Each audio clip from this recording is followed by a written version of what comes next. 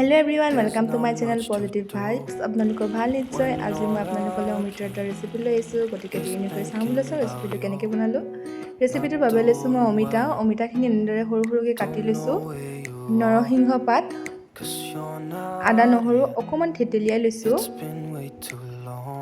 ডাঙৰ সাইজৰ পিয়াজ এটা, লগত এটা জলকীয়া দিছোঁ। আৰু অলপ দালিখিনি এনেদৰে ভালদৰে ধুই টুকি লৈছোঁ। এতিয়া পেন এখন গৰম কৰিছোঁ আৰু তাত তেল দিছোঁ। তেলখিনি গৰম হোৱাত কাটি লোৱা পিয়াজখিনি দি দিছোঁ। এইখিনি অকণ সময় ভাজি ল'ব লাগিব। পিয়াজখিনি দিয়াৰ পিছত নৰসিংহ পাতকেইটাও দি দিছোঁ। লগতে দিছোঁ জলকীয়া মই ইয়াত এটা ব্যৱহাৰ কৰিছোঁ। আপোনালোকৰ নিজৰ পচন্দ অনুসৰি কম বেছি কৰিব। এইখিনি অকণ সময় ভাজি ল'ম।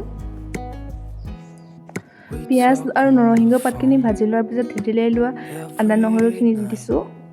এতিয়া এইখিনি অকণমান ৰঙচুৱা হোৱালৈকে ভাজি ল'ম। এই গোটেইখিনি ভালদৰে ভাজি লোৱাৰ পিছত মই দালিখিনি দিম, কাৰণ দালিখিনিও কেঁচা ভাৱটো আঁতৰাবলৈ তেলতে ভাজি ল'ব লাগিব। দালিখিনি ভাজি লোৱাৰ পিছতে দালচেনি কেইটুকুৰমান গুড়ি কৰি দিছোঁ।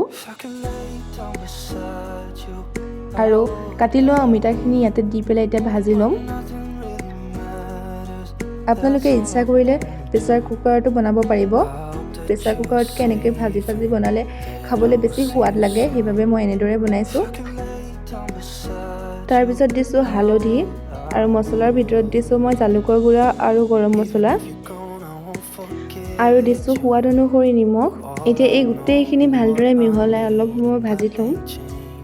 ভালদৰে ভাজি লোৱাৰ পিছতে পানী মিহলাম। মই অলপ কুহুমীয়া গৰম পানী ব্যৱহাৰ কৰিছোঁ, যিহেতু এইখিনি সিজাব লাগিব, গতিকে মই ইয়াত পানী ব্যৱহাৰ কৰিছোঁ। আৰু গেছটো চিম কৰি ঢাকোন এখন মাৰি থৈছোঁ। আৰু মাজে মাজে ঢাকোন গুচাই লৰাই থাকিব। প্ৰায় 20 মিনিটমানৰ পিছত দেখিব অমিতা আৰু দালি ভালদৰে সিজি গৈছে।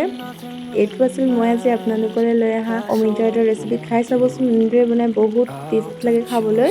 আৰু যিসকলে প্ৰথম মোৰ চেনেলটো চাইছে প্লিজ ছাবস্ক্ৰাইব কৰিব নাপাহৰিব।